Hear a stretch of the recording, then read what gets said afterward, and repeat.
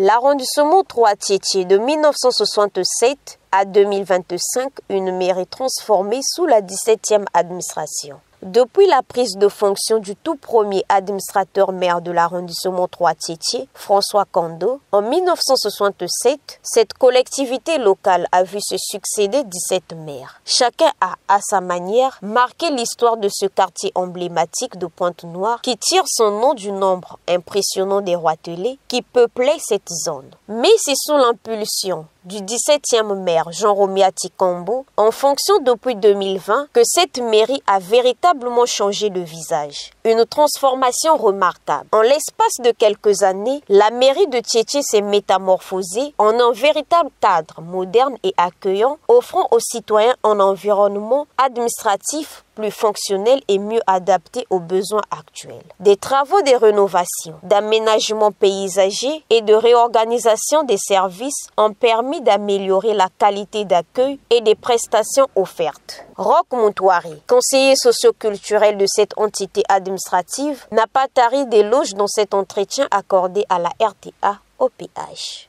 L'administration est une continuité et celui qui prend le relais a le devoir d'apporter quelque chose sur ce que les gens ont déjà eu à faire. L'administrateur maire avait constaté que la mairie, étant l'espace qui incarnait l'État, ne reflétait pas l'éclat qu'il fallait.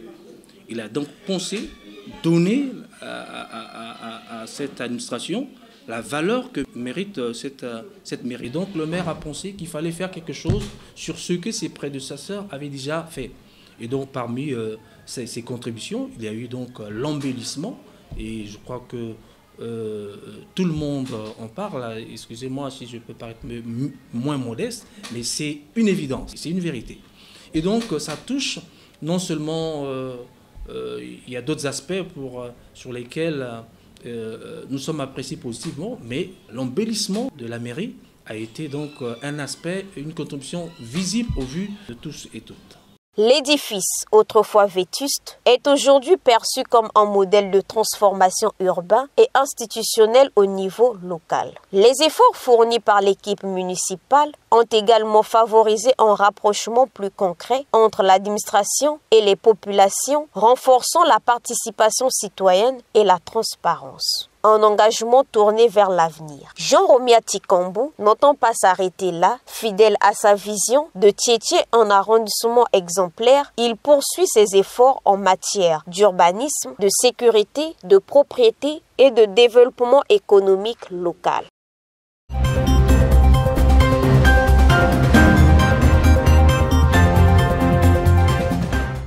Chaque année, le mois de septembre rime avec la rentrée scolaire. Si certaines familles se retrouvent, d'autres au contraire subissent le poids de la crise. Pour beaucoup de familles, cette période est synonyme de stress, d'organisation compliquée et de dépenses élevées, qui sont parfois difficiles à gérer, surtout pour les familles nombreuses. Frais, descriptions parfois élevés au gré des établissements scolaires, fournitures scolaires dont les prix galopent d'année en année. Des dépenses onéreuses qui font subir des pressions indescriptibles au porte-monnaie des parents.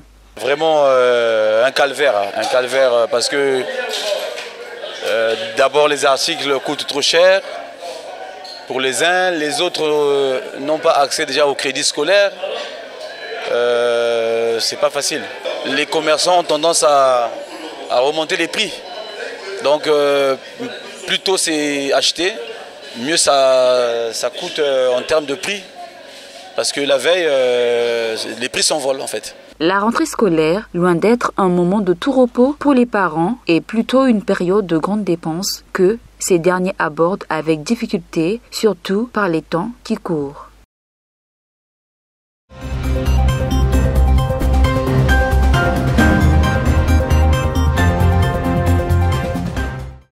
La poterie demeure un art ancestral qui continue de traverser les âges. Elle témoigne du savoir-faire et de la créativité des artisans qui façonnent l'argile avec passion et patience. Au-delà de son aspect esthétique, la poterie décorative occupe une place importante dans la valorisation du patrimoine culturel. Elle habille les intérieurs, embellit les espaces publics et séduit les populations de plus en plus exigeantes. Unique, authentique et faite à la main, elle attire aussi bien les amateurs d'art que les collectionneurs.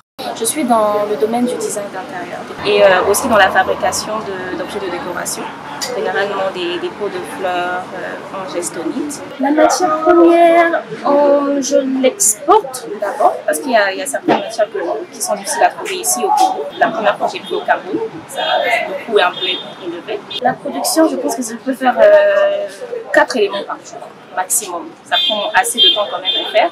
Le temps de fabrication, le temps de séchage. Par contre, le séchage, ça peut prendre 2-3 jours. Là, les produits spéciaux, je pense que c'est le temps que je prends à le faire, l'attention que je donne à le faire, l'amour en tout cas pour le métier, que la passion que j'ai pour ça. Et je pense que c'est ce qui rend spécial en fait. Dans un monde dominé par la production industrielle, la poterie décorative conserve toute sa valeur grâce à son authenticité et son caractère artisanal. Véritable patrimoine vivant, la poterie mérite d'être préservée et encouragée car elle reste un art qui, incontestablement, vaut son pesant d'or.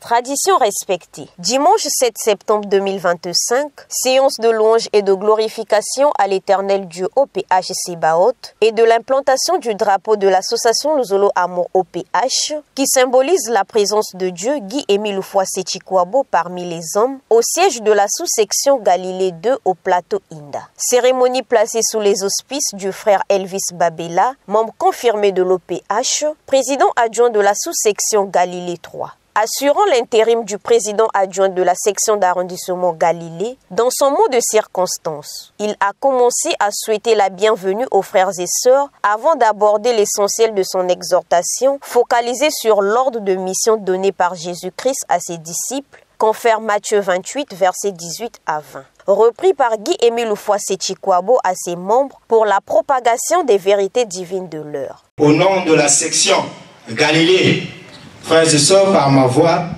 nous vous souhaitons la bienvenue. Kouizouli Ambate! Mfumu wetu Jésus le Christ, yani vanda kwa kuna toto, yani me yonzi ka babantu, yani me baka, yani me formé bao, yani me sala bao bas apôtres, na ba disciples, et yani me pesa bao mission. Yina mfumu abeto Jésus mekwenda Papa Emile mekwiza yani musika kama vutuka na kifuani ya Papa Emile. Et Papa Emile aussi mesala ngena munu membre confirmé. Et yani mepesa beto kisalu yane kisalu yane. Ah frères et sœurs, mais parmi tant de promesses, Papa Emile, que Pessana Beto, il y a une promesse que Betna Beno qui n'a pas fini là. Le dommage de Kubosi, frères et sœurs. S'en est suivi la cérémonie proprement dite de l'implantation du drapeau de l'association Luzolo Amour OPH, avant que ne soit lu l'historique de la sous-section Galilée 2. Quelques années après son engagement dans l'association Luzolo Amour OPH, le frère Ndunga Jacques pense à l'épanouissement des cellules de base de cette même association.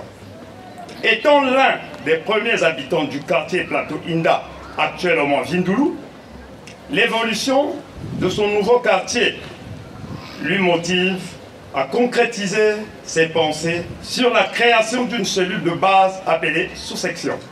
Nous allons assister à l'entrée du drapeau de l'association des hommes OPH.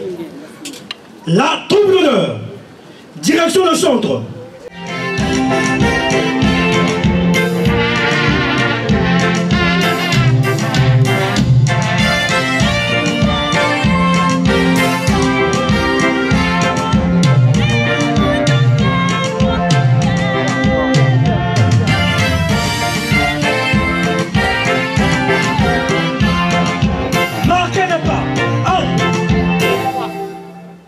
Porteur du drapeau avancé.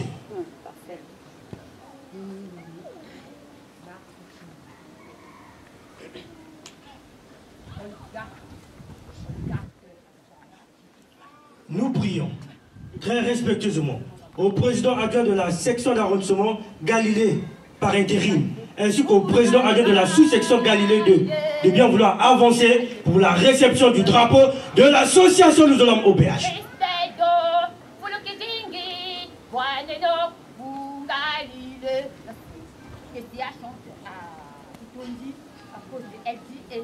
Remise du drapeau au président adjoint de la section d'arrondissement Galilée par intérim.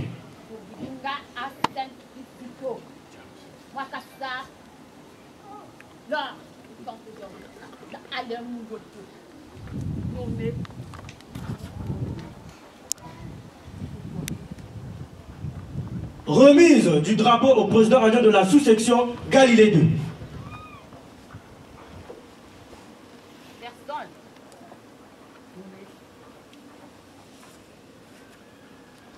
Remise du drapeau au porteur. Chers responsables, veuillez regagner votre place.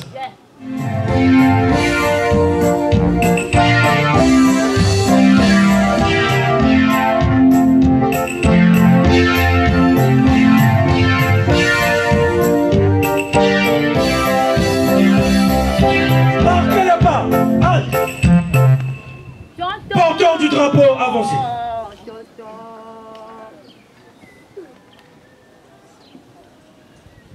Nous prions très respectueusement le président adjoint de la sous-section Galilée 2 de bien vouloir procéder à l'implantation du drapeau de l'association Nous Allons au OPH.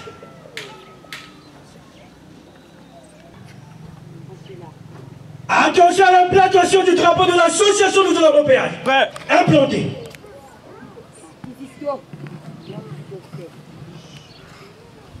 Frère président, veuillez regagner votre place.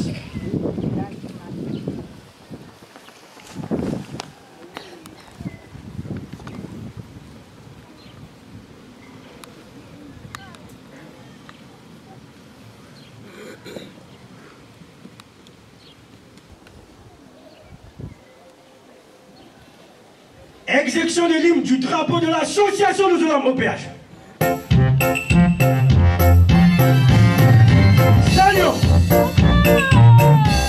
Tacite Ténor Tombekende, président adjoint du Bucopen Bucodec, conscient des missions qui lui sont assignées, à édifier le peuple de Dieu par des témoignages époustouflants. Je vais vous rendre un témoignage que nous avons entendu lorsque nous étions à Dakar. Et maintenant, la femme, on a été béninois. Maintenant, la Benin, la boîte, la Dogbo, la Benin. Et il y a un salon Haïti, il y a un bourse qui est Haïti, qui est la planche. Il y a un télé qui est la rabotage à Haïti.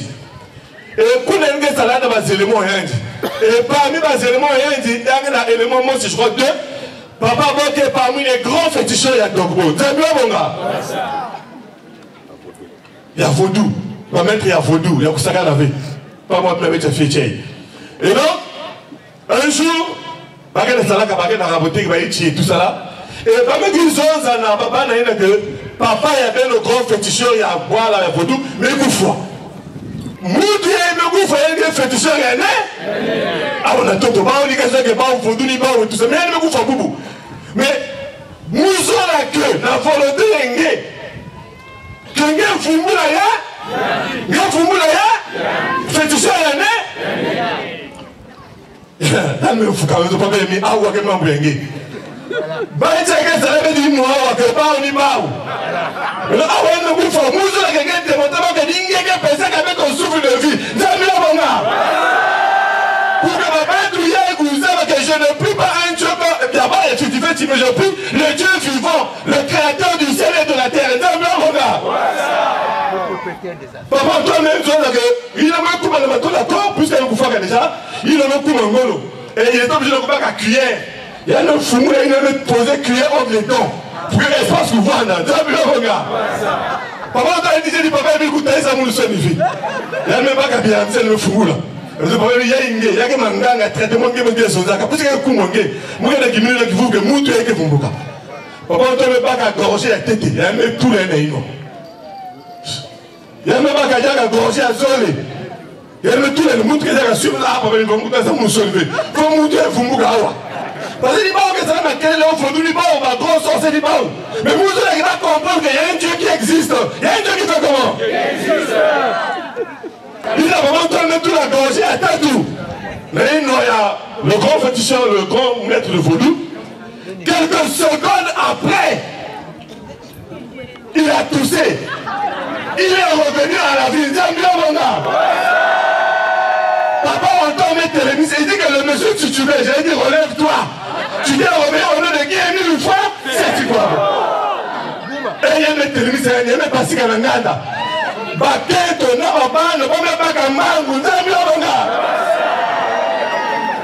La cérémonie a été réussie par la présence du chef de zone, M. Théophile Milongo, représentant le président du comité de quartier. Fort de tout ce qui précède et qui a marqué d'une pierre blanche cette séance, on peut dire sans embâche que celle-ci s'est achevée dans une atmosphère de paix et de joie partagée.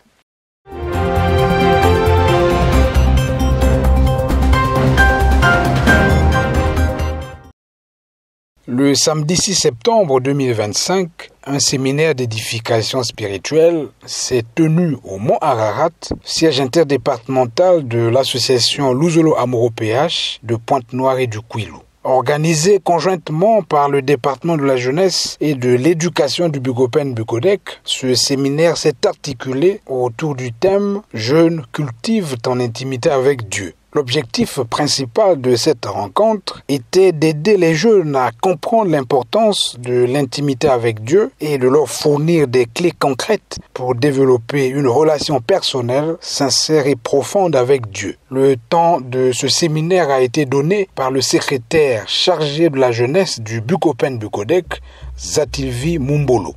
Jeunes que nous sommes, aujourd'hui on se dit que l'intimité avec Dieu, c'est une affaire des parents, des papas, des mamans ou des grandes personnes.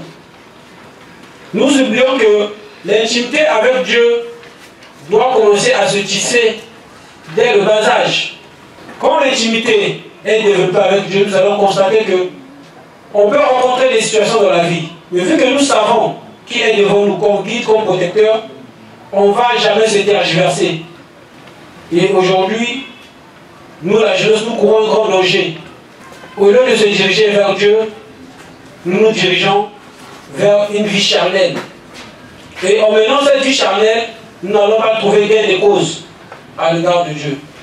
Par la suite, Ngamona Luce Natacha, secrétaire à l'éducation du Bukopen Bukodek, a développé le thème du séminaire, complété par le prédicateur Gédibidi Mwanza. On peut s'inspirer de l'histoire de Joseph. On peut voir David, Joseph vendu par ses frères, Joseph qui sort du complot de ses frères et devient quelqu'un qui aide encore ses frères dans la difficulté. Mais qu'est-ce qui a fait que Joseph puisse avoir ce comportement? Qu'est-ce qui a fait que Joseph puisse même pardonner ses frères malgré tout ce qu'ils avaient comploté contre lui? C'est cette culture qu'il avait, c'est-à-dire la pratique, mettre en pratique les enseignements de Dieu qu'il avait reçus de son père Jacob. Vous voyez comment il s'est comporté pour se défendre de tout et comment Dieu se manifestait en lui. Joseph a gardé cette intimité envers Dieu. Joseph avait cultivé cette intimité et Joseph en a bénéficié et ce qui l'a permis de faire tout ce que nous connaissons.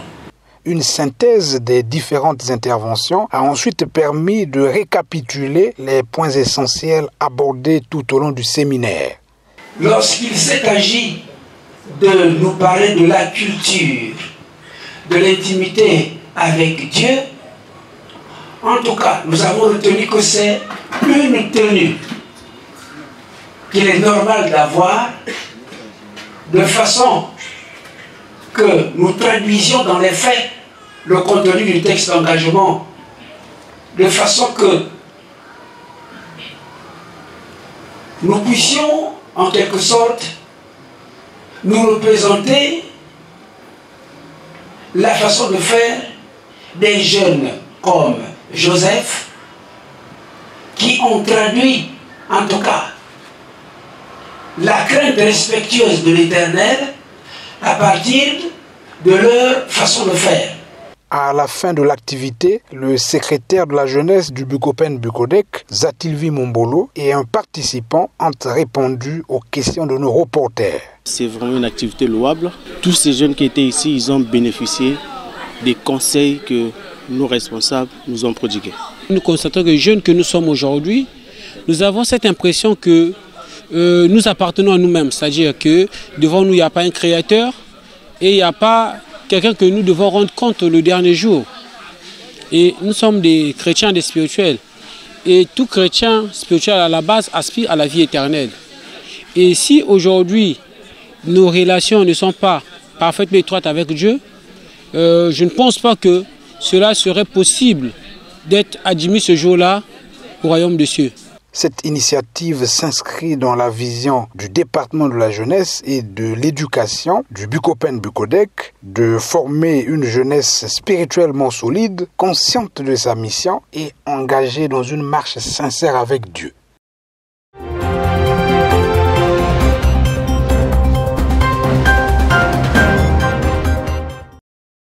En date du 20 mai 1992, il s'est réalisé en Afrique, au Congo-Brazzaville, à Kibo-Sigar et très exactement au Mont Karikari, un grand événement. Le deuxième au monde après celui de la naissance de Jésus-Christ. Il s'agit de l'implantation définitive de l'étoile de David qui jadis était restée suspendue au ciel à Bethléem, à l'endroit où Jésus-Christ était né. Cette étoile a quitté Bethléem qui n'était pas son point d'atterrissage pour s'implanter au Mont Karikari et ce depuis le 20 mai 1992. Le Mont Karikari est donc devenu de ce fait la cité définitive de l'Éternel Dieu. Il convient de noter que l'implantation de cette grande et terrible lumière de Dieu le 20 mai 1992 est la réalisation de la prophétie de Jean décrite dans Apocalypse 21 versets 2 à 3 qui déclare « Et je vis descendre du ciel d'auprès de Dieu la ville sainte, la nouvelle Jérusalem, préparée comme une épouse qui s'est parée pour son époux. »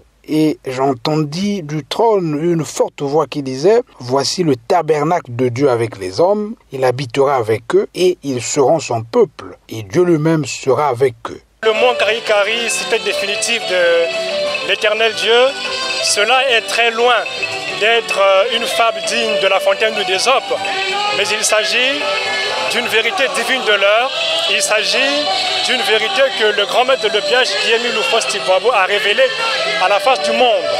L'éternel Dieu est omniprésent, il se trouve en tout endroit. Seulement, tous ces endroits où il se trouvait n'étaient point définitifs. Ce n'était point des demeures définitives, ce n'était point des demeures atemporelles. Cette fois-ci, avec le mont Karikari, l'éternel Dieu et toute sa kybernésie, et tous ses anges, et tout son gouvernement céleste ont élu domicile. Mais cette fois-ci de manière intemporelle, atemporelle, de manière éternelle sur le mont Karikari. Dieu ne quittera plus cet endroit, il y sera éternellement, et peu importe ce que les magiciens, les francs-maçons, les féticheurs auront à faire, cela ne sera que peine perdue parce que cette fois-ci, cette lumière ne sera jamais ôtée au mont Karikari. L'éternel Dieu y sera de manière définitive. Ne perdez donc pas de vue que le mont Karikari est la cité définitive de l'éternel Dieu. Dieu est partout, cela est vrai, mais il réside au mont Karikari.